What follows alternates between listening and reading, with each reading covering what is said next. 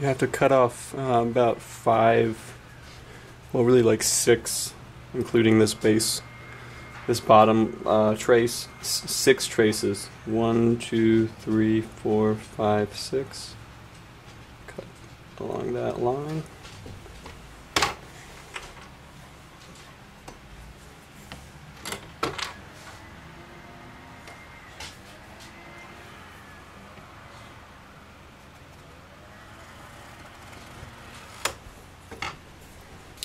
On both the long and the short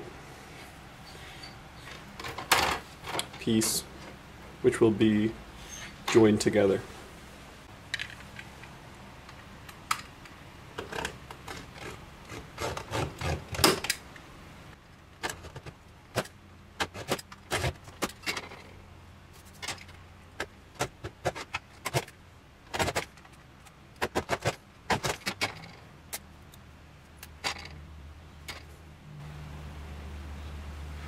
Okay, I accidentally took off an extra one.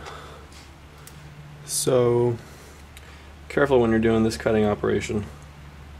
I'll have to file the rest of this down now. Maybe I can leave it on the outside.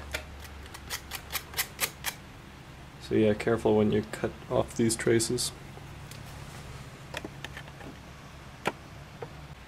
It's a good idea to use some clamps here for this last cutting operation. Cutting the 6 off the side there, just so that you know your guide won't move. You'll get some good cuts that way.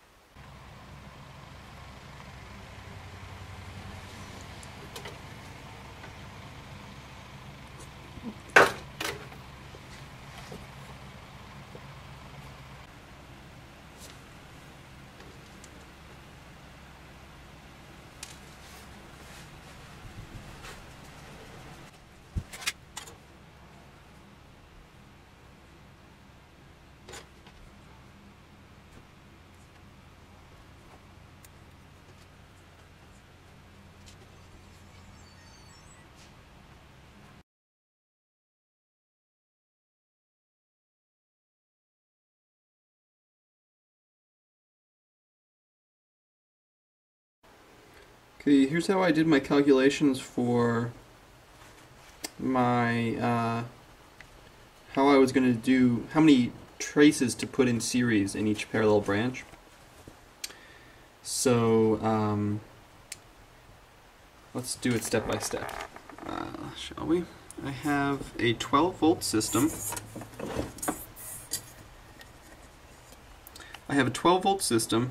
And I want like 150 watts. I just kind of pulled that number from the internet as a reasonable estimation for the power requirements of a heated bed. 150 watts. So power is electric potential energy squared divided by resistance. So that's one way of saying it. I said if I'm doing 12 volts, it's like 144 square volts.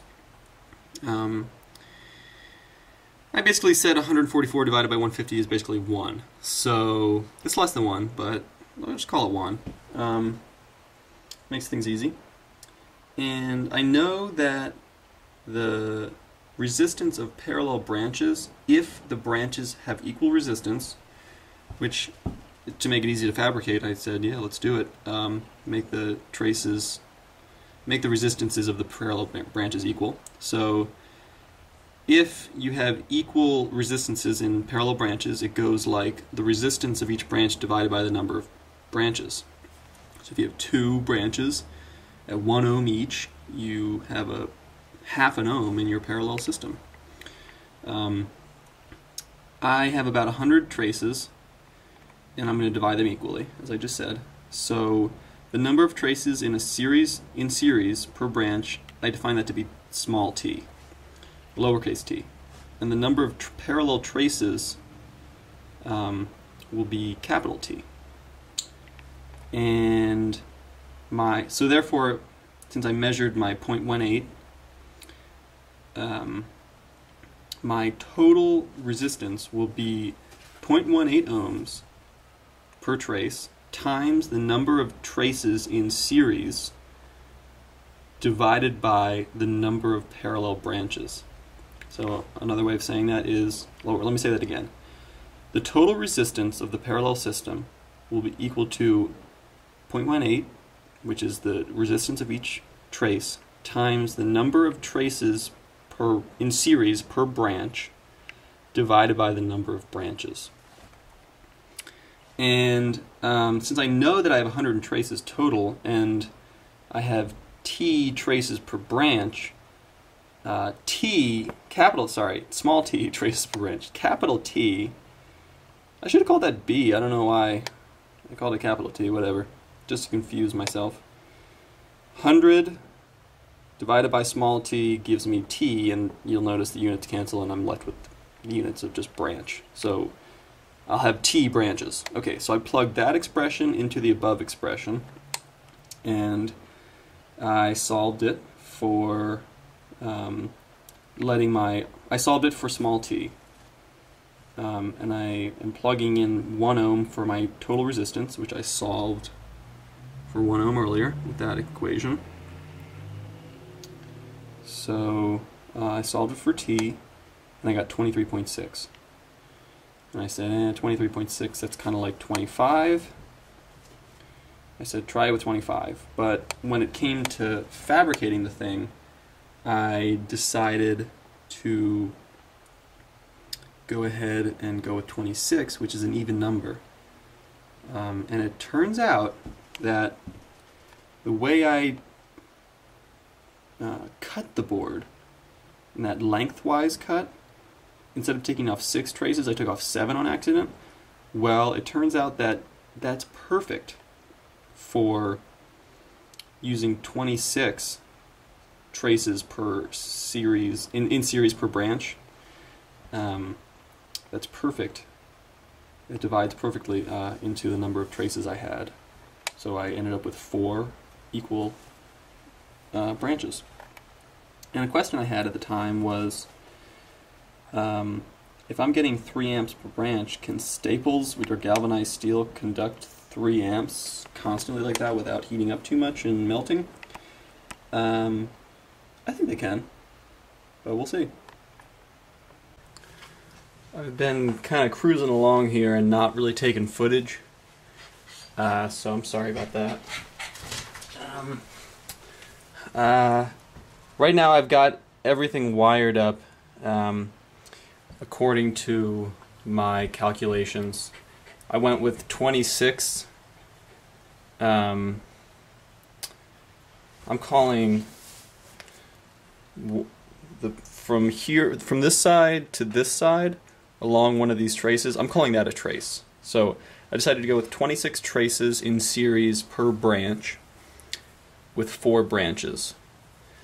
Right now I have it soldered in that way. Sorry for the low precision multimeter, but it's what I'm working with right now.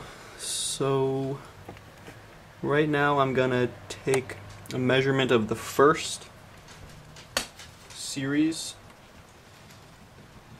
and that gives me 4.2 ohms. So that's awesome. Now I'm going to go to the next one, and that gives me 3.7 ohms. So that's good. 3.6. That's a little bit low. It's okay. Actually, lower is better. Sorry. Stop. Please. No. Okay. Second one gives me 3.6. The third one gives me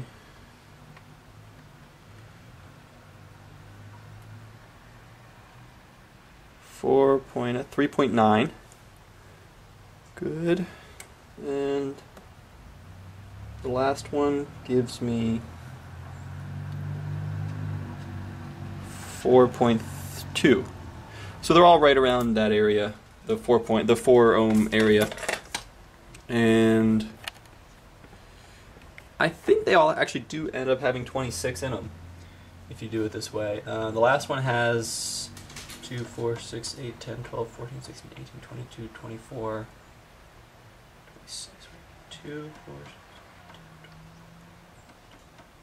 6, 12, 24.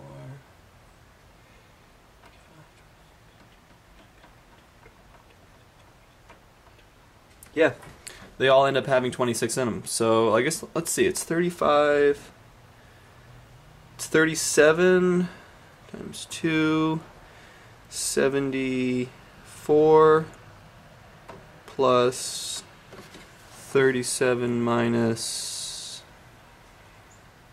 8, I think. Well, whatever 26 times 4 is.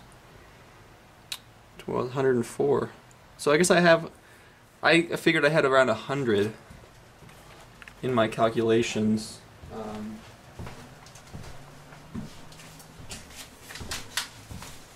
figured I had around 100, I think, if I remember correctly. Yeah, 100 traces. So I ended up choosing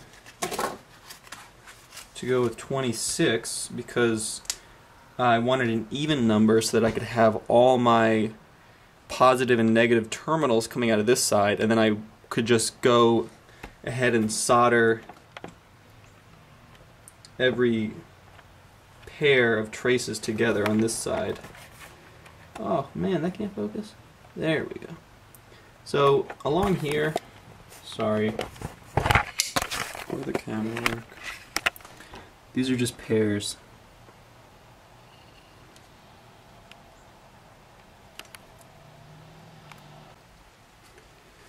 When you solder the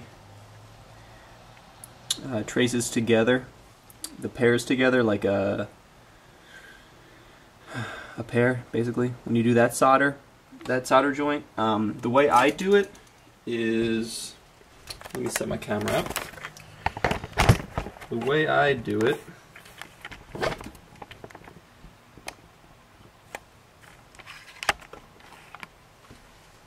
is to take my iron and hold it on kind of like the gap between them, add solder, And while I'm adding solder to lift off the iron, and I found that works pretty much every time. As long as I take the iron away before the solder, this gap gets bridged.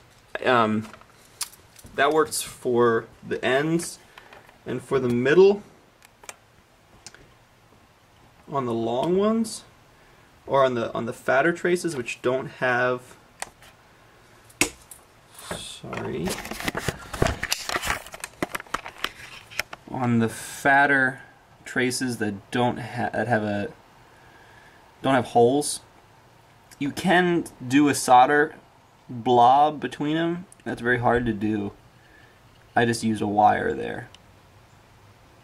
This is definitely not going to win any beauty pageants, but it works.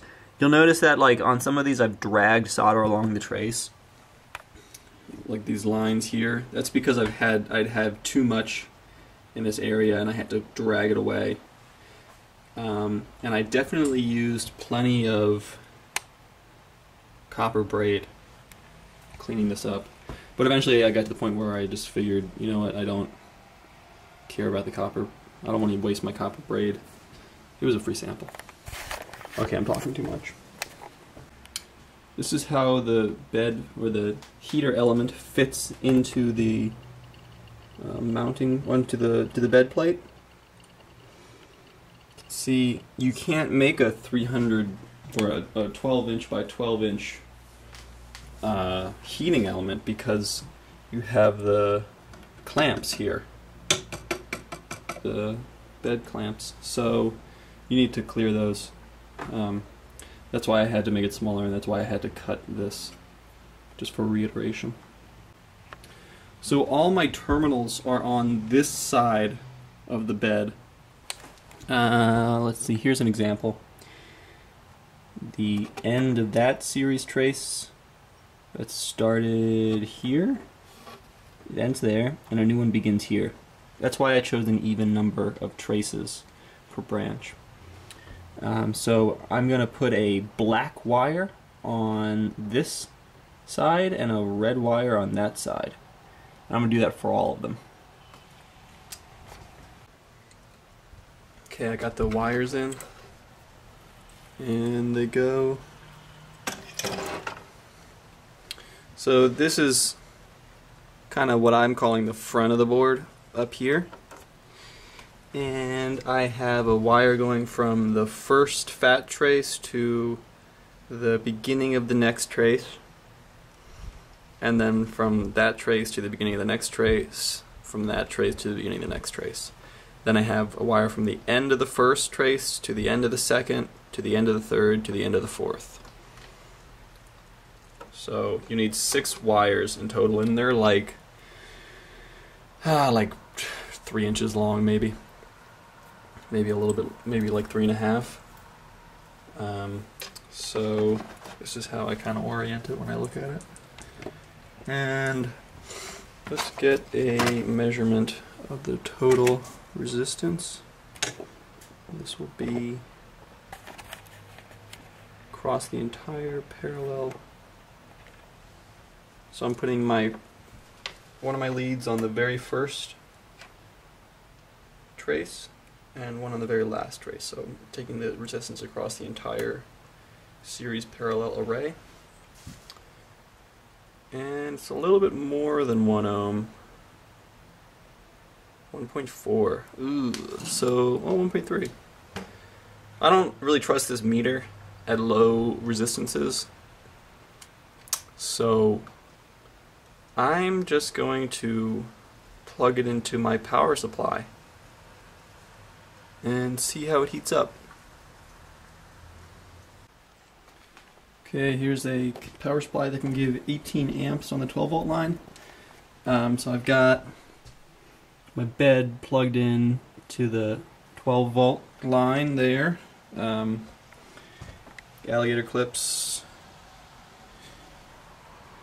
should be okay for this, I believe. I have a 100 ohm power resistor, 10 watt, between the 12. This is on the another 12 volt point, to just because this is a switch mode power supply, and I have a jumper on the power on line. So I've got it plugged into a breaker, and I'm going to turn it on. So this will be on that, and I have power good.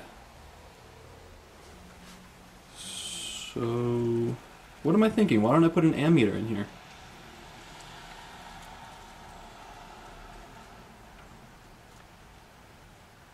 Ooh, this is exciting. Okay, let me get a voltage measurement. Okay, I can feel it. It's hot. I was going to put my multimeter down on its surface like I was doing earlier to test it, but I'm not going to do that because it's actually hot. So there's a voltmeter. Let's see. It should be getting 12 volts.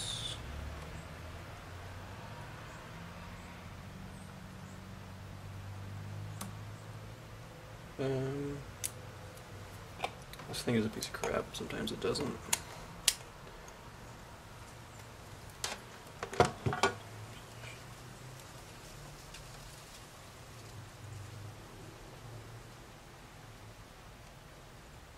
$10 volts.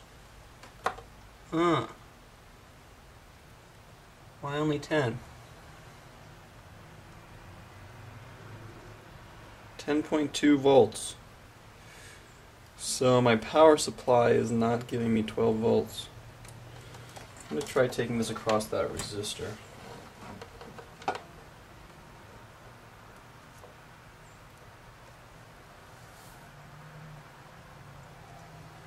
$11.59. Okay, so I don't have a full 12 volts, but it is hot.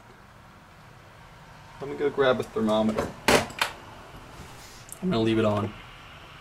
Just got a thermometer and it's definitely warmer than when I left. Amy, shut up. Okay, thermometer. Put it, says 60 right now. Just put it somewhere. Here, how about here? Well, let's just lay it. Well, it's made of metal. I don't want it to short anything, so why don't I put a piece of tape on one piece of it.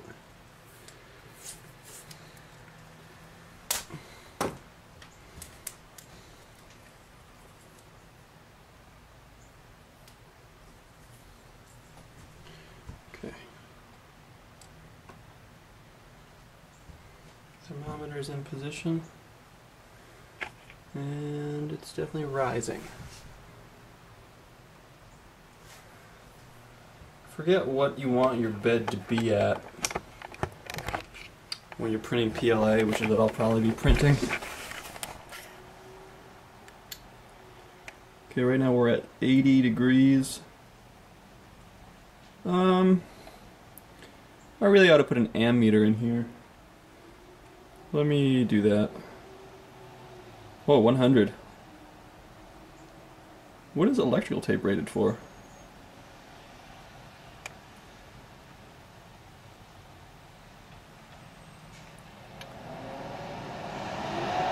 Still can't fry an egg on it. And we haven't cooked any ham yet, but it's still rising. Ammeter plugged in. We're getting 10 amps, 10.35.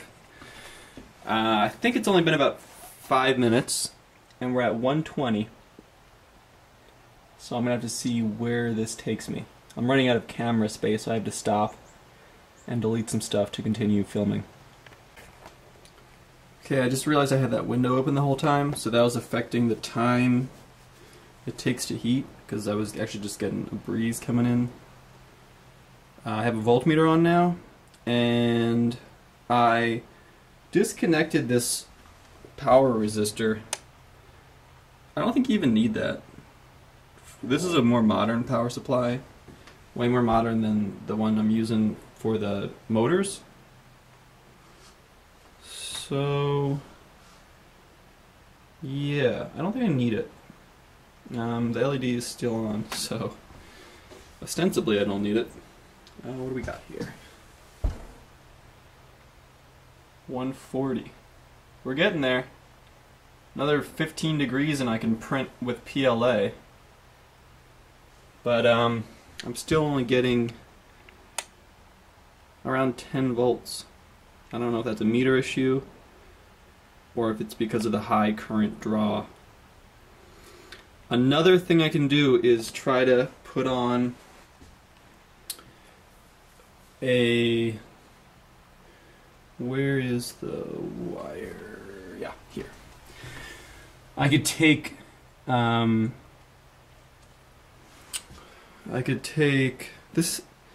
this power supply has ratings for different 12 volt lines on it. So I could potentially take 12 volts from, say, this connection here and see if that gives me... Oh, that's a different power supply. Yeah, okay. From, say, like one of these SATA cables. Let's see what that does. But at this point, I think that we have a success here. Major victory on the heated bed front, because that is hot. Put a piece of paper down and feel it. That is definitely hot. It's like, if you ever worked in a restaurant, it's like the temperature of the plates that they keep under a hot lamp. Yeah, you can hold it if you need to carry it out to a table and wiggle your fingers on it, but it's hot. Holding at 140. I need to try it with a different power supply. I just did the equivalent of putting on a wool sock. This is something I had Gabrielle knit for me. It's a 12 by 12 square of wool. The ignition temperature of wool is 600 degrees Celsius. So it's a great candidate for this as an insulating layer between the bed and the heater element and the print bed. Essentially a piece of glass. So that's a little bit more realistic. So this is still at it was at 155. These thin wires are getting hot. They're getting actually very hot actually. Still in the 10 amp range.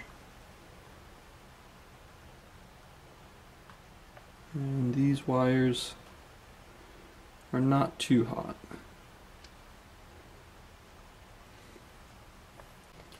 Ladies and gentlemen, I can now print PLA. I can also pre-cook ham, cook beef rare. I can cook beef medium. Actually, I can cure ham. So that's very exciting. That is very, very exciting. So what's left for this bed? A thermistor, Kapton tape,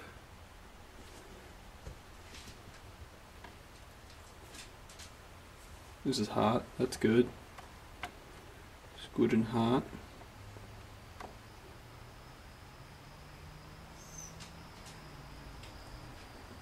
.9 amps. Thermistor and Kapton tape. Major success with this heated bed. This will be a video, and then the next video will be finishing the heated bed and mounting it. So that's that. What do you want? You want to go outside? You want to go outside? Okay, let's go outside, buddy. This is probably a better way to test it. Actually, to put the bed plate on and have the thermometer. I should actually just put the thermometer on the bed's surface. Because I really want my bed to be at 85 degrees C. But this works. For now.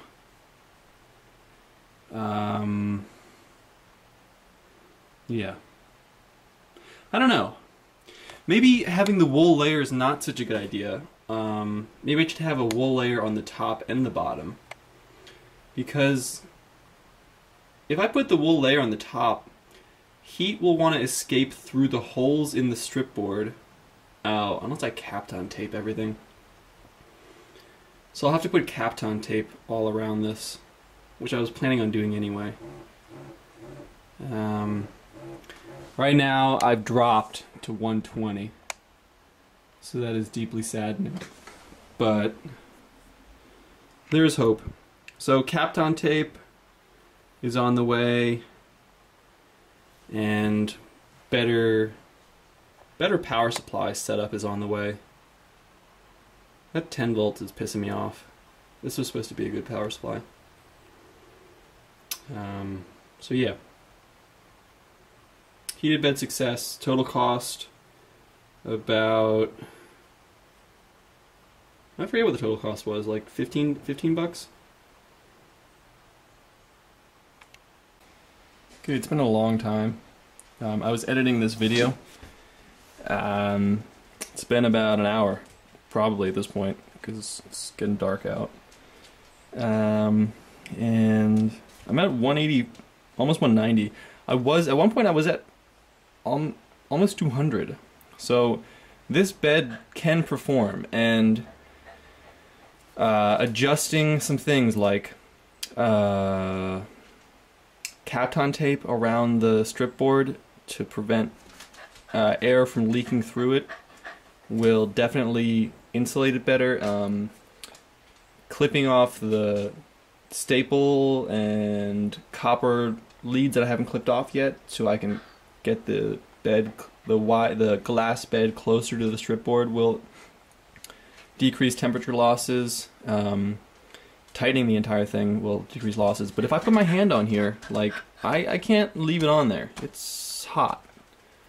You could definitely fry an egg on there, and you could definitely cook all your meat. So you can definitely print ABS on this bed. So this is a major success.